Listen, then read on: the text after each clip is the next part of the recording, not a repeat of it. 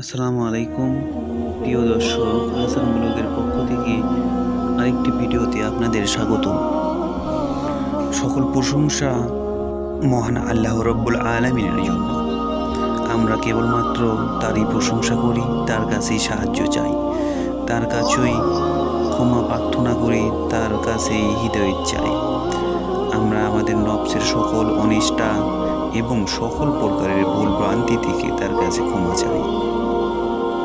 তিনি যাকে হৃদয় দান করেন, কেউ তাকে গুমরাহি করতে পারেন না। তিনি যাকে গুমরাহি হতে দেন, কেউ তাকে হৃদায়ত দিতে পারেন না। আমি সাক্ষ্য দিচ্ছি যে আল্লাহ ব্যতীত কোনো ইলা নেই। তিনি একক, তার কোনোই শরীক নাই। আমি আরও সাক্ষ্য দিচ্ছি যে হযরত মুহাম্মদ সাল্লাল্লাহু আলাইহি সাল্লাম আল্লাহর বান্দা ও তার প্রেরিত রাসূল। আমি আরও সাক্ষ্য দিচ্ছি যে সর্বাধিক সত্য কথা আল্লাহর কালাম, আল্লাহর কথা, আর সর্বাধিক উত্তম আদর্শ হযরত মুহাম্মদ সাল্লাল্লাহু আলাইহি সাল্লামের আদর্শ। সর্বাধিক উত্তম কাজ কোরআন ও সুন্নহর বর্ণিত কাজ, আর সর্বাধিক মন্দ কাজ কোরআন ও সুন্নহর বিবর্ণিত বেদাত কাজ। সকল বেদাতি গুমরাহ, আর সকল গুমরাহের পরিণাম জাহান্নাম। রাসূল সাল্লাল্লাহু আলাইহি ওয়াসাল্লামের ঘোড়ার নামসমূহ কি এবং ঘোড়া পালনের ফজিলত সম্পর্কে আপনারা বিস্তারিত জানতে পারবেন। পুরো ভিডিওটি না ঠেলে পুরোটাই দেখতে থাকুন। রাসূল সাল্লাল্লাহু আলাইহি ওয়াসাল্লামের যুদ্ধ করেছেন, যুদ্ধের বাহন হিসেবে ঘোড়া ব্যবহার করেছেন। জিহাদের উদ্দেশ্যে ঘোড়া পালন করা অনেক ফজিলত রয়েছে।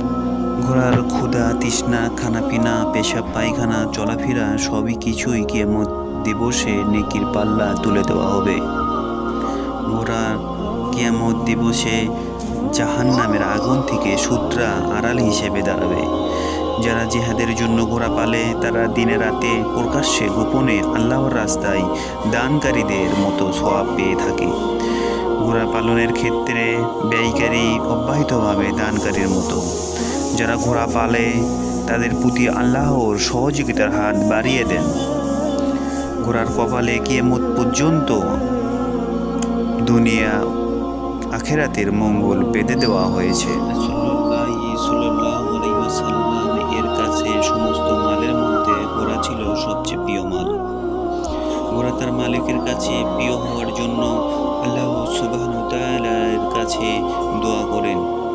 হাদিসে ইরশাদ হয়েছে, আবু যর রাদিয়াল্লাহু তাআলা থেকে বর্ণিত, তিনি বলেন, রাসূল সাল্লাল্লাহু আলাইহি ওয়াসাল্লাম বলেছেন, প্রতিটি আরবি ঘোড়া প্রতিদিন ভোর রাতে আল্লাহর কাছে দুটি দোয়া করেন, হে আল্লাহ, তুমি আমাকে বনি আদমের অধীনস্থ করে দিয়েছ এবং আমাকে তার মালিক বানিয়ে দিয়েছ, সুতরাং আমাকে তার পরিবারের মধ্যে সবচেয়ে প্রিয় এবং তার মালের মধ্যে সবচেয়ে প্রিয় মাল বানিয়ে দিও।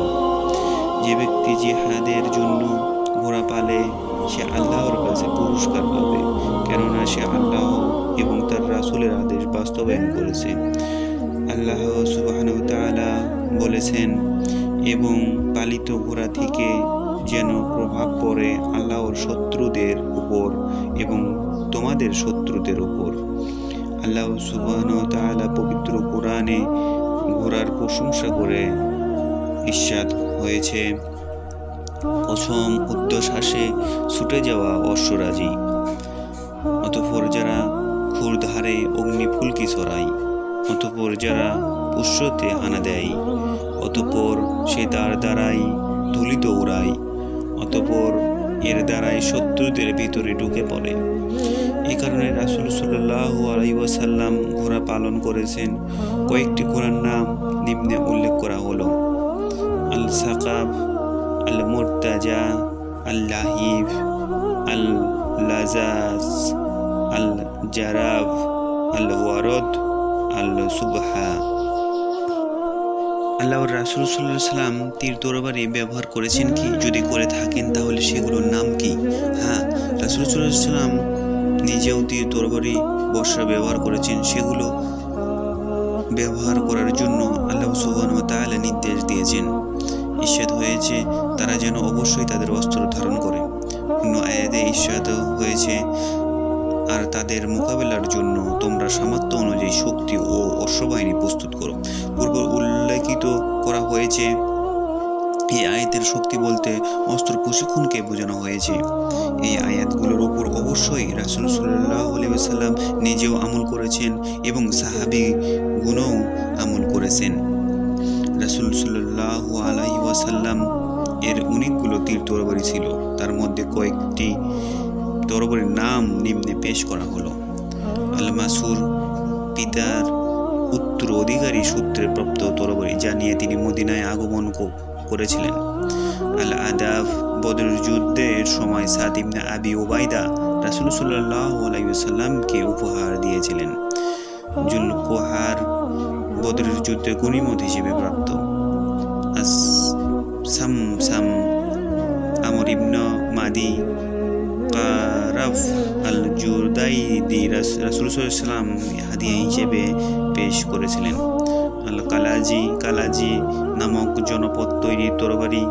আল বাত্তার আল হাতাফ শাব্দিক অর্থ হলো মৃত্যু। আল রাসব এর শাব্দিক অর্থ হলো পানিতে ডুব দেওয়া। যেহেতু এই তরবারির আঘাতে উনি গভীরে